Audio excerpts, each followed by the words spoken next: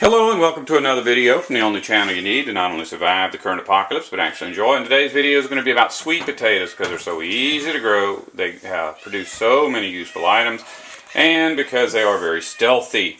So this here is a sweet potato cutting that my wife took about when? A couple of weeks ago, I believe.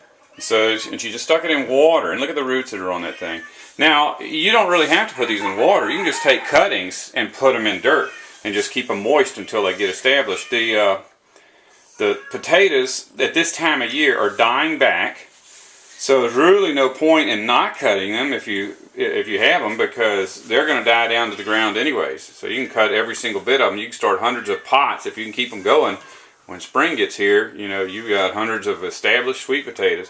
Now, I have here packets of Morning Glories, and the reason for that is Morning Glories and sweet potatoes are the same thing. They're just different varieties. I've never personally eaten the roots from the Morning Glories. From what I understand, though, they can get up to 40 pounds, and they are edible. Although I highly doubt that the 40-pound version would be edible. It would probably be like eating a piece of wood. And there's better reasons for getting Morning Glories than you might imagine. Now, this out here is the plant that my wife took the cutting off of. And it's actually marketed at Lowe's and Home Depot and Walmart as an ornamental sweet potato. But I actually bought this at a grocery store, an Asian grocery store, just as a sweet potato, and planted it. I highly recommend that if you're going to plant sweet potatoes that you just start them from sweet potatoes, because if you buy shoots from a seed company, by the time you pay shipping and everything, you might as well just be planting a full-size potato. The thing about this ornamental that I bought as food is that my mom actually planted this, had a whole bed of it, and didn't know it was a sweet potato, just because it said ornamental in front of it. Now, this one over here was a red sweet potato. That one that I just showed you was purple, and so the leaves are green on this one. You can actually get yellow sweet potatoes, white sweet potatoes, orange sweet potatoes. Great variety of sweet potatoes at the Asian market, and they will all grow. If you buy them at Walmart or some other grocery store, I can't guarantee anything because a lot of that stuff is irradiated and poisoned, so it's hard to say one way or the other if it'll grow. But it probably will. If you notice, these chickens are reaching through and plucking leaves off of this thing. They will get everything that they can get a hold of. That's why I've got the cages around them. This is my fence, but on the other side of the fence, I've actually built a cage out of fence. And in fact, if you don't have chickens, but you have rabbits, rabbits will come running out of the woods to eat your sweet potato leaves, and they'll eat them all the way to the ground. With chickens, at least they leave the stem.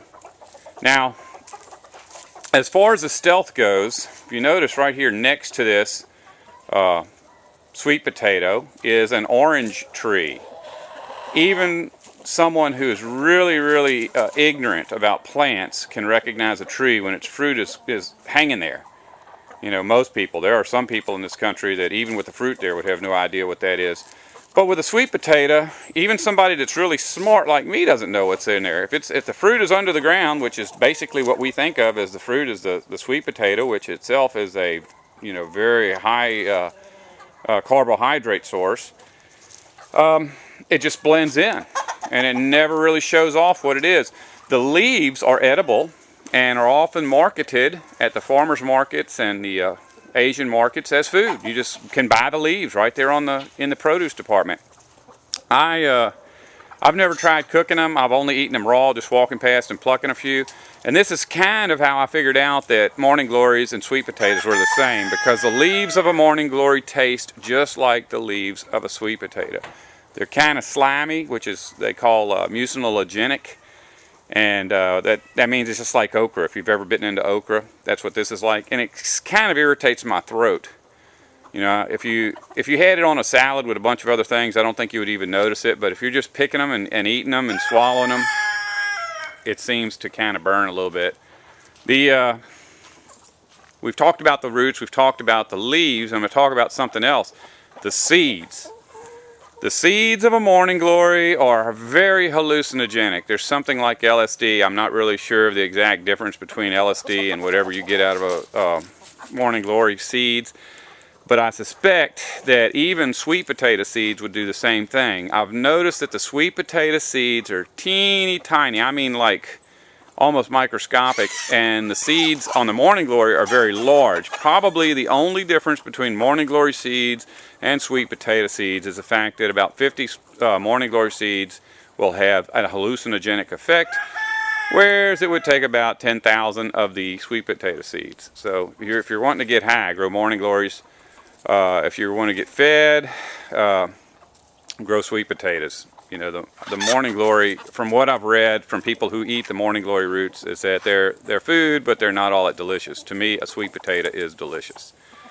Well, that's about it. You got stealth, ease of growth, easy to acquire, and a lot of different products. You've got a green that you get from the leaves, you've got a carbohydrate you get from the roots, and you've got entertainment that you can get from the seeds. If you don't want to survive, don't listen to me.